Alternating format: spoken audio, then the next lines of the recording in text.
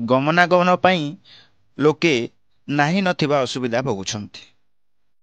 ହଁ ଦର୍ଶକ ବନ୍ଧୁ, ବାଟମାରଣା ହେଉଛି ପ୍ରଧାନମନ୍ତ୍ରୀ ସଡ଼କ ଯୋଜନା। ଅସମୟରେ ରାସ୍ତା କାମ ଆରମ୍ଭ ହେଲା ପରେ ହଇରାଣ ହେଉଛନ୍ତି ଅଞ୍ଚଳବାସୀ। ଠିକାଦାର ପୋଷା ନୀତି ହେଲା ପୁନରାବୃତ୍ତି। ଉପଯୁକ୍ତ ଯୋଜନା ଅନୁଯାୟୀ କାର୍ଯ୍ୟ ନ ହେବା ଅଭିଯୋଗ। ଦର୍ଶକ ବନ୍ଧୁ, ନୂତନ ସରକାର ଆସିଲା ପରେ ମଧ୍ୟ ପ୍ରଧାନମନ୍ତ୍ରୀ ସଡ଼କ ଯୋଜନାରେ ବ୍ୟତିକ୍ରମ ଦେଖିବାକୁ ମିଳୁଛି। ଏପରି ଏକ ଅଭାବନୀୟ ଘଟଣା ଦେଖିବାକୁ ମିଳିଛି ବାଲିଶଙ୍କରା ବ୍ଲକ ଅନ୍ତର୍ଗତ ସମନାମରା ପଞ୍ଚାୟତର କେଲୋଖଣ୍ଡି ଗ୍ରାମରେ। ଏହି କାର୍ଯ୍ୟ ପ୍ରୋଜେକ୍ଟ ରିପୋର୍ଟ ଅନୁଯାୟୀ ନ ହେବା ଓ କାର୍ଯ୍ୟ ବର୍ଷା ଦିନରେ ଆରମ୍ଭ କରୁଥିବା କାରଣରୁ ଅଞ୍ଚଳରେ ଅସନ୍ତୋଷର ବାତାବରଣ ଦେଖିବାକୁ ମିଳିଛି। ଏହା ସହିତ ଏହି ଅଞ୍ଚଳରେ ଯାତାୟାତ କାର୍ଯ୍ୟ ବନ୍ଦ ହେବା କାରଣରୁ ଜନମହଳରେ ଅସନ୍ତୋଷ ମଧ୍ୟ ବଢ଼ିବାକୁ ଲାଗିଛି।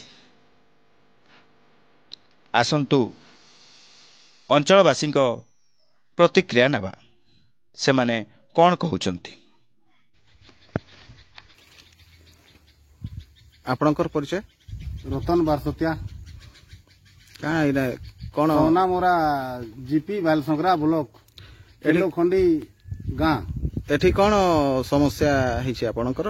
ଏନେକେ ଆମର କେଲୋଖଣ୍ଡି ରୁକେ ଟାଙ୍ଗର ବାହାଲ ପୁଞ୍ଜି ପଥର ଦେଇକିରି କୁରେଇ ଗିର୍ଜାପଡ଼ା ଛକ ଯାକର ରୋଡ କାମ ଚାଲିছে, কিন্তু এটা ଖରା ମାସେ ମାଇଟ ପକାবার জায়গা থেকে এটা অষাঢ় মাসে মাইট পকাই দেলে এন্তা কাদো হয়ে যাইছে যে মহা মুশকিল আমার ছুয়া পিলা স্কুল নেই কাজে भी বহরে কাজে মুশকিল হয়ে যাচ্ছে, কিংবা মেডিকাল কাম যদি পড়ে এখেন হেলে তো খট থি বহিকি বহরালে যাইকি গাড়ি মোটর কিছু নি যাবার, ছুয়া মানে জুতা চপল কিছু পিঁধি নি পারবার।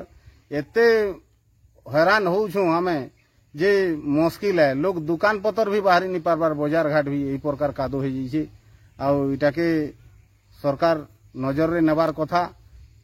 এই প্রকার যদি কাদো যদি রহবা হেলে তো মহা মুশকিল হয়ে যাবা, মহা মুশকিল এটা।